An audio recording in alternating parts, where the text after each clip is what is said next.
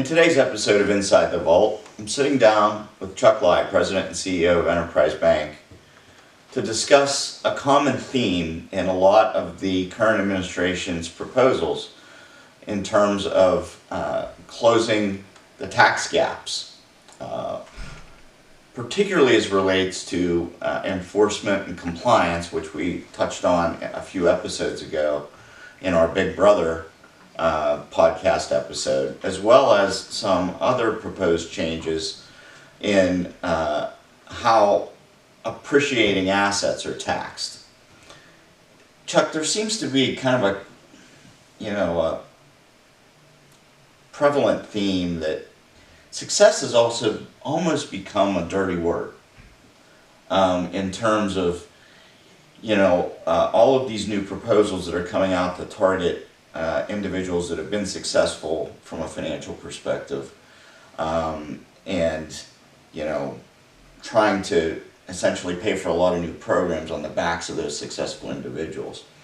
To follow up on what we talked about a couple of episodes ago with the IRS proposal to report transactional data, or to get transactional data reported to them by the banks, I understand there's been a little bit of a backing off of that, in that they are now looking at changing that reporting threshold from $600 to $10,000 of activity. But I did some back of the envelope math, and that even $10,000 of annual banking activity only equates to just under $15,000 in an annual wage. Well, the first thing, that whole program, there's a premise that if we see what's in your personal checking account, we'll be able to correlate to whether you're paying your taxes or not. I just retired from being a CPA and practicing, and in the 40 years that I practiced, I did a lot of litigation support for attorneys where they were representing people that cheated. I can tell you without a doubt that every lawyer, every CPA instructs the clients who are representing somebody that's done something wrong: whatever you do, don't put the activity in your personal checking account, because that's the one thing when you're audited, the IRS will get a copy of in the subpoena and review those deposits and that transactional activity. So if you listen to congressional discussion supporting this, it's all about the very wealthiest people are not paying their taxes, and we're going to catch them by doing this reporting, which is typically derived by some academia in Treasury that doesn't have a damn clue as to how the real world operates. People do not put illicit gains in their checking account unless they're stupid. Right. They just don't. They're in offshore accounts. There's in all sorts of things that people who don't have any moral principles do to hide things. If they're stupid, yes, maybe they do this, but very few are.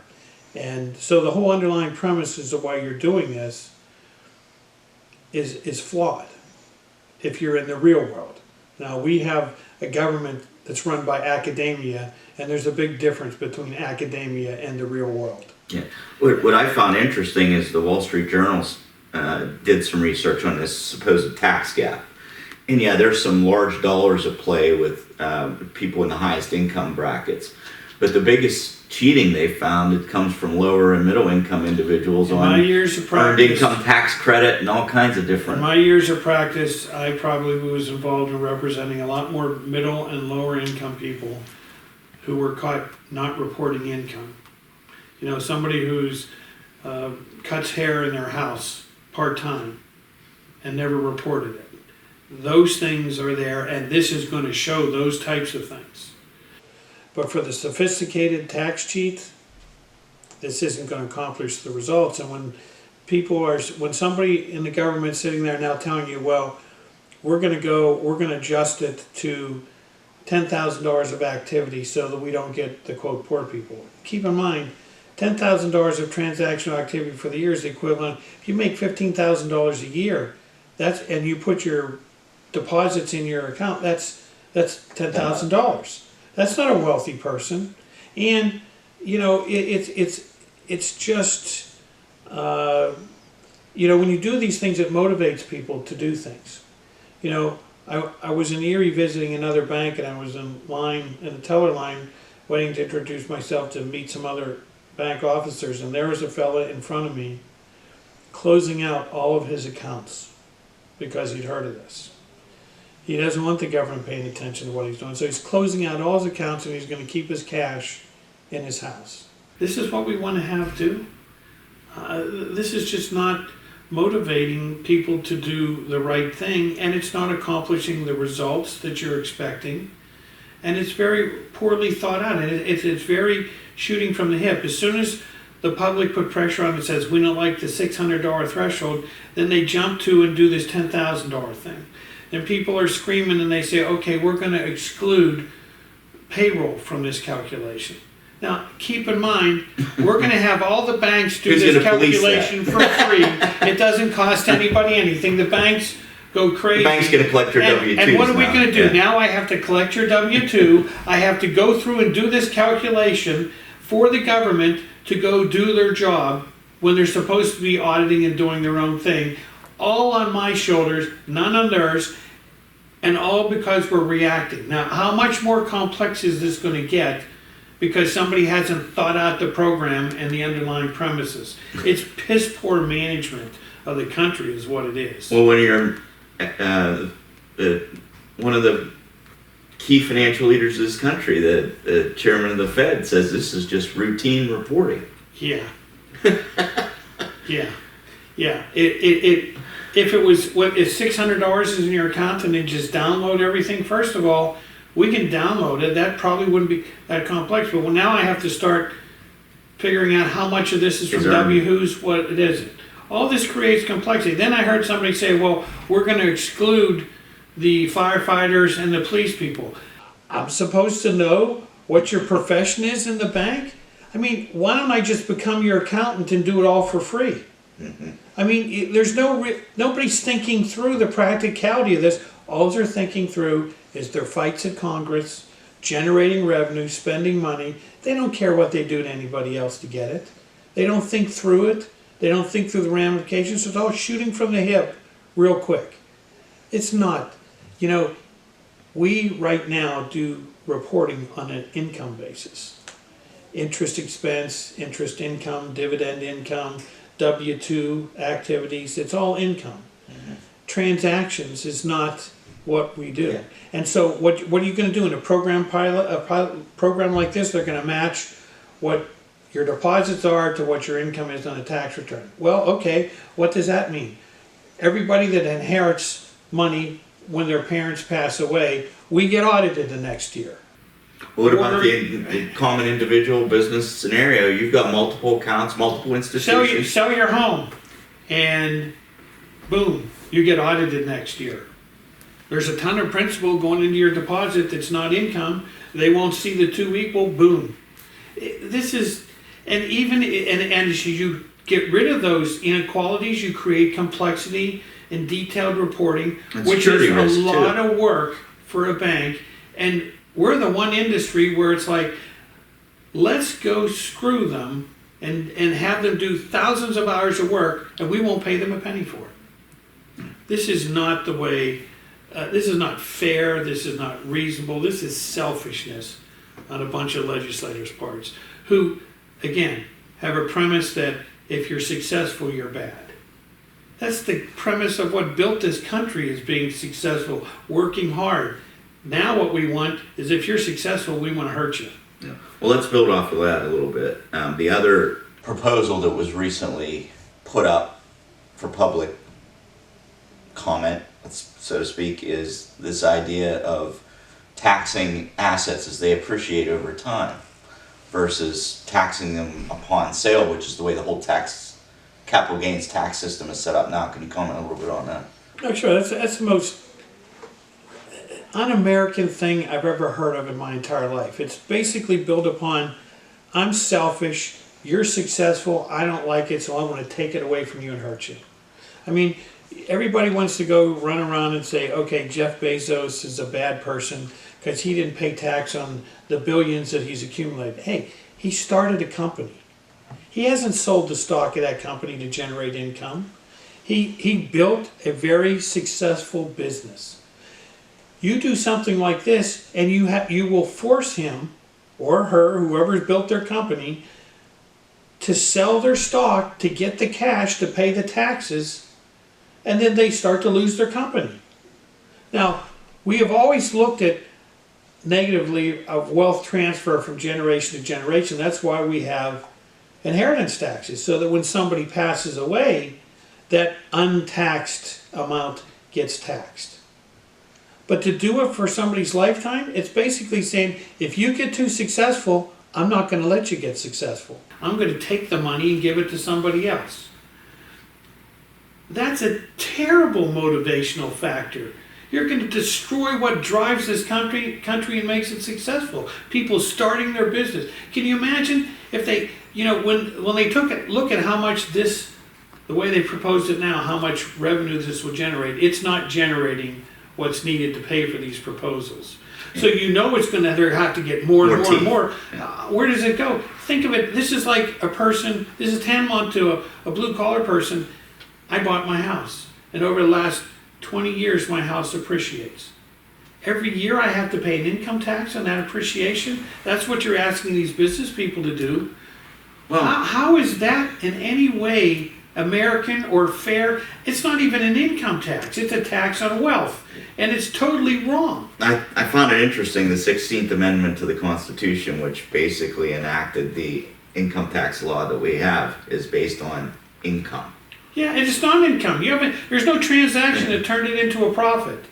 And what it does is you are going to force people who have been successful to not be able to live their dream and mature their company and make something happen. They're going to have to start giving it away to the government. Well, from an implementation perspective, if the asset's not sold, outside of a public traded company, how are you going to value it? Who's going to value it? Are they right? Are they wrong? We all know in banking, appraisals are opinions. Oh yeah, sure. The complexities are mind-boggling with this whole kind of a provision. It is, again, knee-jerk reactions and stupidity. Well, the scary part is you're going to motivate a country not to be successful by doing these kind of stupid things. It's just hard for me to imagine. It really comes down to who is making these proposals. Not the people who have built a successful business, not the people that have created this country. It's academia people who haven't even made it in the real world, to be honest with you. It's terrible.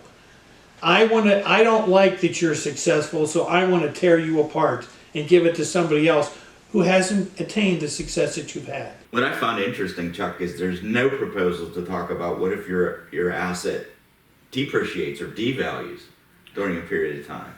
They're going to tax the appreciation. Was the IRS going to give you back the money if it devalues? They're opening up a can of worms that it's the motivation's bad. The fairness is bad. There's nothing good about something like that. Well, it opens the door, like you said, from you start at the top of the income scale, but you have that precedent set. What's to say to close future tax gaps? They don't start dealing with the homeowner. Well, sure, they have to. It's all about raising revenue, and right. Everybody preaches that the wealthy people are going to pay for this. It's not the way it works. There's not that many wealthy people. They can pay a big chunk, but ultimately we all have to pay a part of this.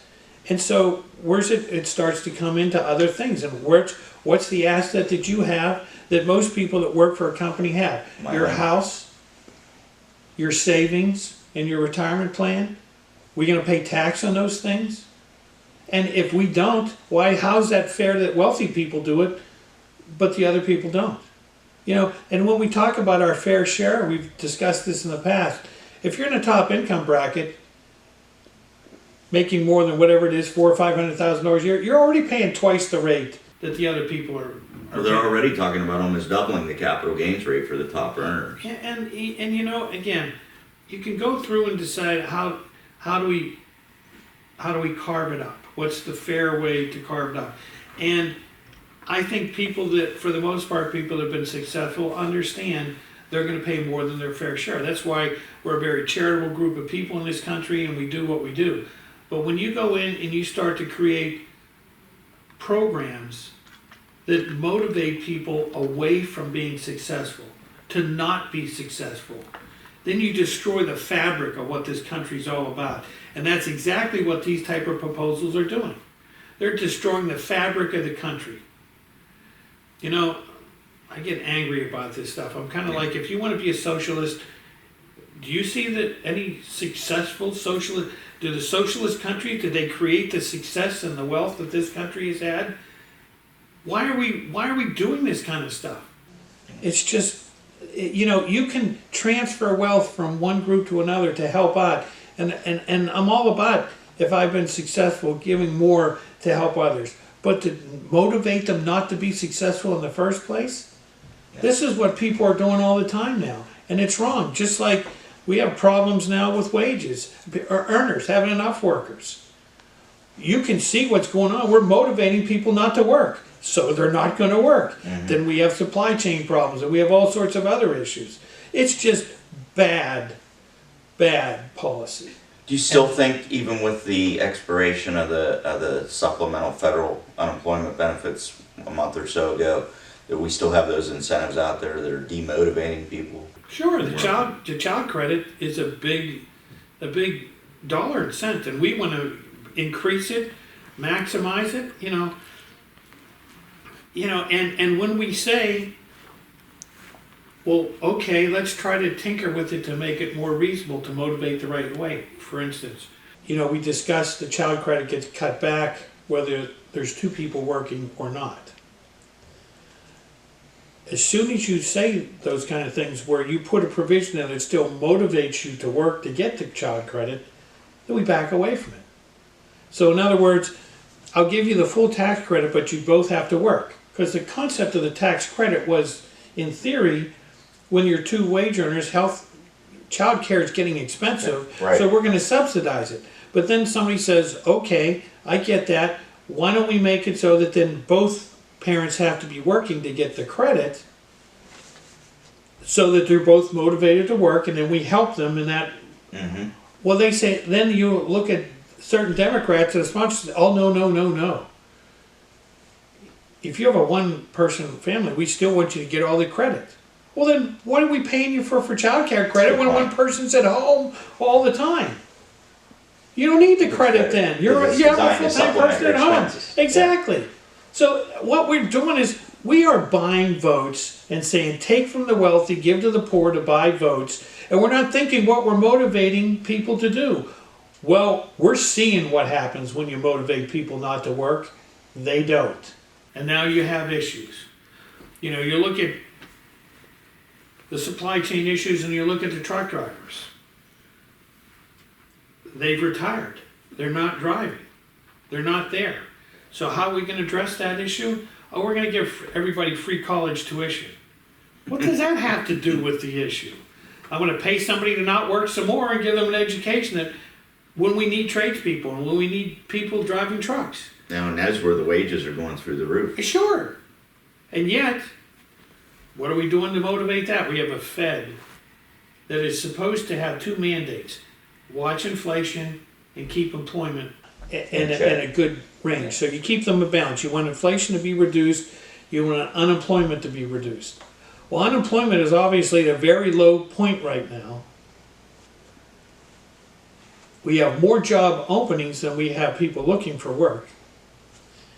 And inflation, for probably 6 months now, has been jumping over 5%. 5.4% year over year right now. And you can argue whether that includes... Which is twice their target. That includes, high volatile things like fuel and stuff. But even when you use some of the other data, it's still way over their target. Still too. Close to 4. It's 3.6, pushing 4. And then I hear what's temporary. Back in the fall, when we had this discussion, I heard the Fed say it's temporary. How long can something for be a couple temporary? months. And now, if you look at how long does the Fed say this is going to be in the pipeline, a year or two above their target. Well, what is temporary? I guess it's whatever you decide makes sense for you to use the word when you do it. It's not 2 months or 3 months now. It's already proven that's wrong. So you're going to keep pushing employment to get lower and lower and create more inflation, or you're going to stop inflation. between the government throwing monies out there, you think that's not what's causing inflation? Of course it is. Yeah, right. Now, it's not the only factor, the supply chain, the other things, but it's the supply chain's motivated because you're giving money for people not to work and they don't work. That's all tied into the government motivations. Well, isn't the Fed supposed to be politically neutral? Yeah, it is, and I think it's really an important thing. And I'll bet you Mr. Powell isn't going to do anything until, one way or the other, even if he thinks it's the right thing, until after the nomination takes place, or doesn't. Is it political? Is it not political? I don't know, but I can tell you this, it's pretty damn clear you got two mandates: stop inflation and keep employment, full employment. Your employment's where it needs to be. You can see inflation showing itself, and you're all doing a lot of nothing. When they've said they're going to continue doing nothing for what I consider to be more than a temporary period. Yeah, and you know, again, you're not even discussing rolling back the buying till we get to November, of the bonds till later on, where we hit the long-term part of the curve. You know, again, is politics motivated in that? Because of nominations for, I don't know what motivates people. I don't pretend to motivate, but I can tell you this, it's pretty obvious you have an inflation issue and you don't have an employment issue, and you're not taking the normal course of action to address one, whether it's out of political fear of something else. Certainly, Is it a fear the effects of COVID and how it's hurting the economy is something to consider. Or does it make it The easier to supply finance chains. all this government spending when you keep rates low? Yeah.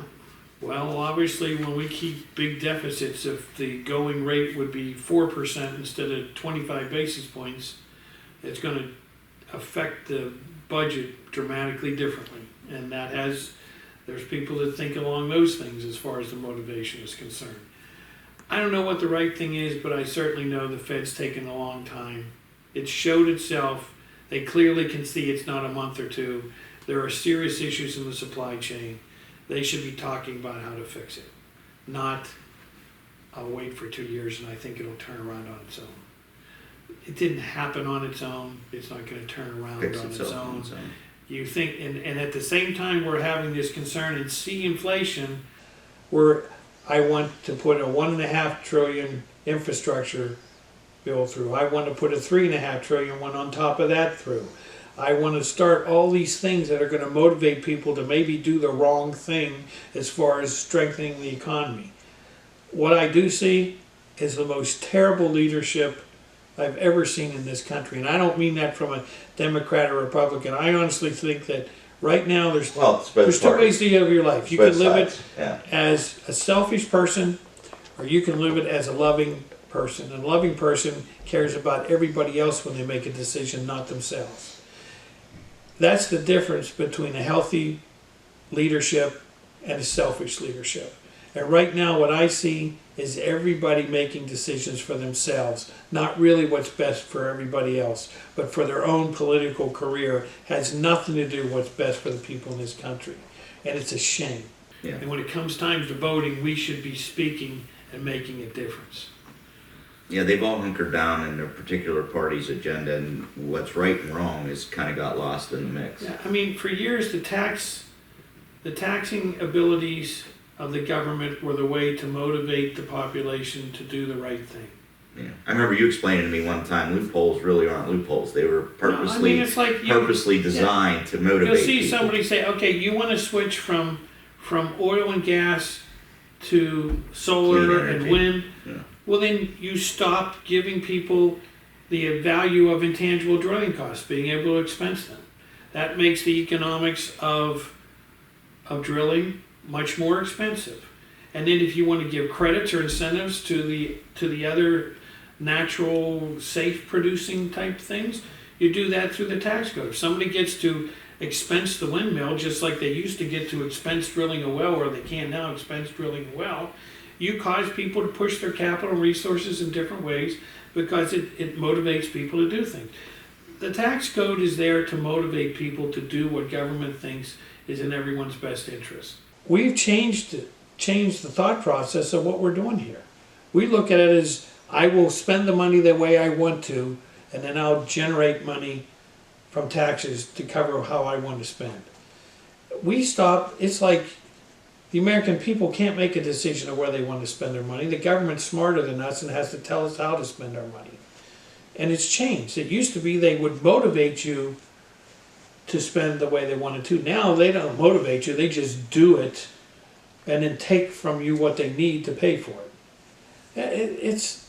And nobody can come to a compromise. It's almost like if you can agree to disagree and both be good people. I mean, I honestly, when I get angry at people that are, in my mind, socialistic, it doesn't mean I think they're bad people.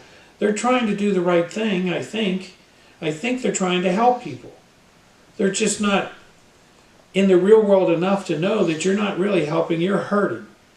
And people need to start paying attention to that. But at the same token, it doesn't mean I think they're bad. We all have to keep open minds and start to work together to motivate all of us to do the right thing. And we're not. We're selfish. Well, playing off of that concept that government can do it better, I also wanted to get your take on another proposal that has come out recently, to use the U.S. Postal Service as a supplement or a replacement in some degree to the conventional banking system. So I'm sure you've read about this.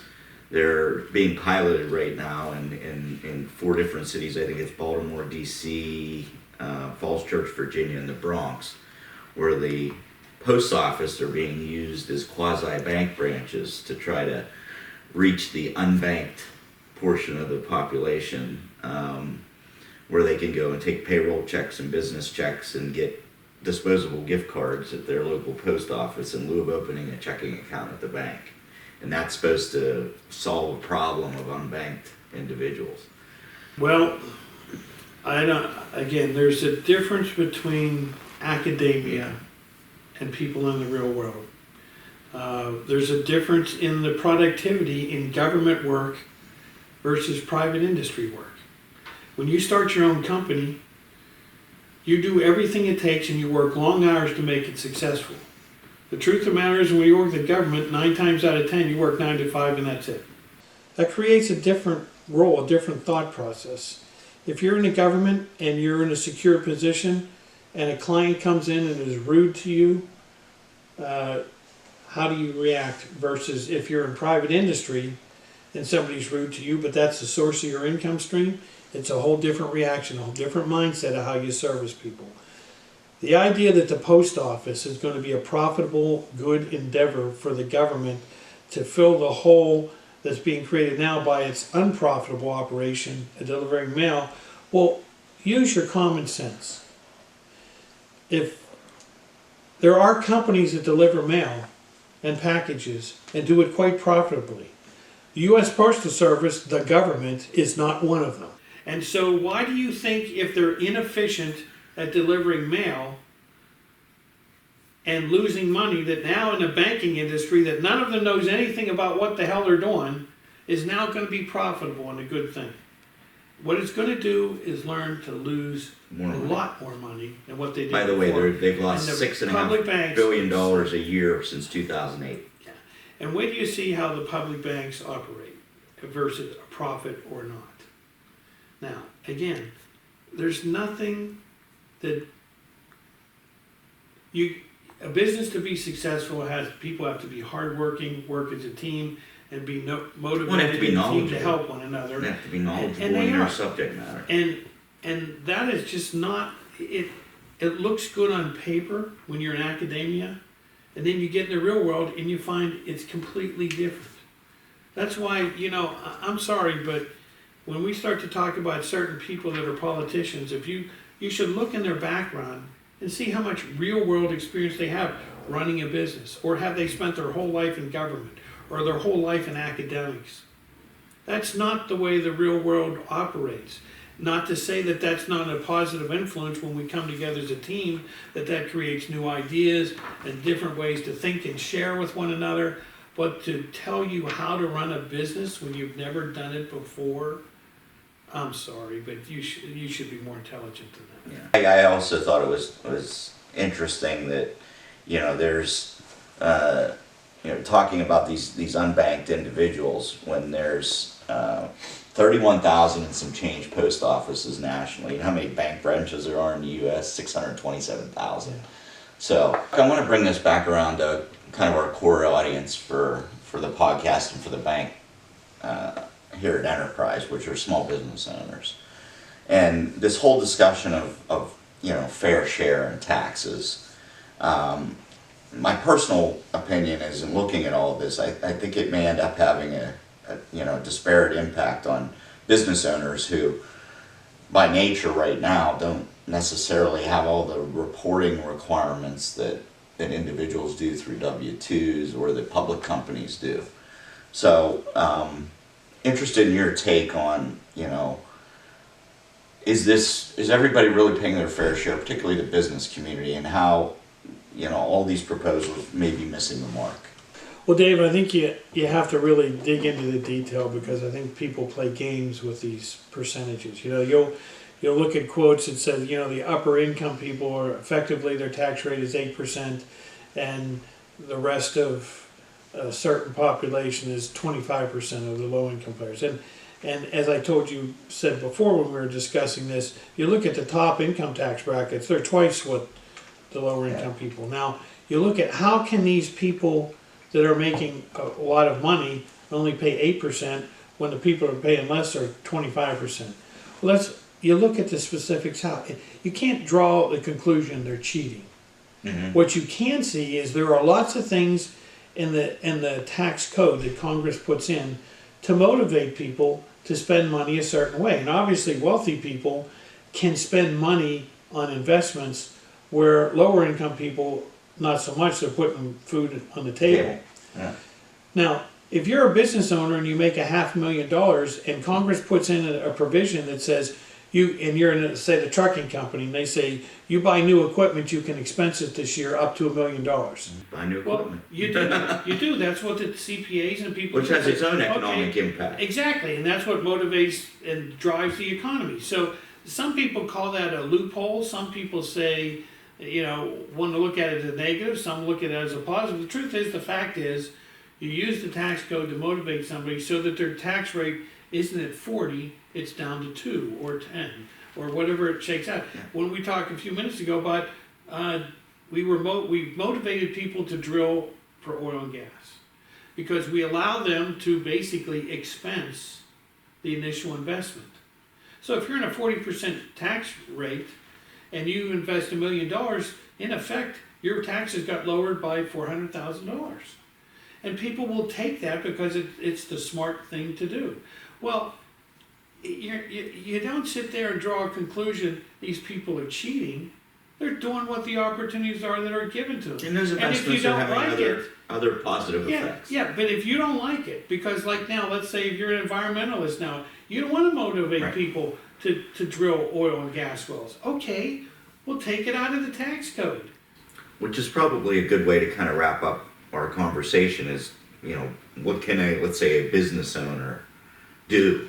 Right now, when you see a lot of this misrepresentations, academia telling you that things that are wrong, if you're a restaurant owner, government hasn't protected you and it's terrible what they're doing.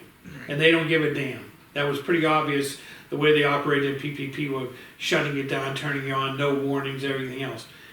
It's time to go to the voting polls, and it's time to get on the telephone, and it's time to stop this kind of thing from going on, or you're going to hurt this country in ways that'll take generations to fix.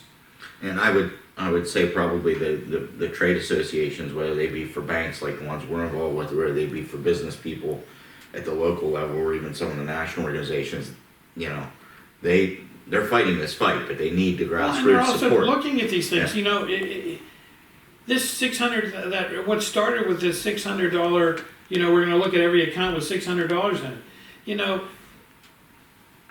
it. Nobody says that to the public. What they say is, there's a bunch of wealthy people cheating and we need to stop it. Well, everybody agrees with that, but then they find out what they're doing You know, and it's different. So it's like you take something where we don't want anybody cheating. It's unfair. Where everybody's going to be for stopping cheating. But not everybody's going to be for looking at all my personal finances and everything that's going on. Be honest about what you're doing and stop lying to the American public is where we should start with right here.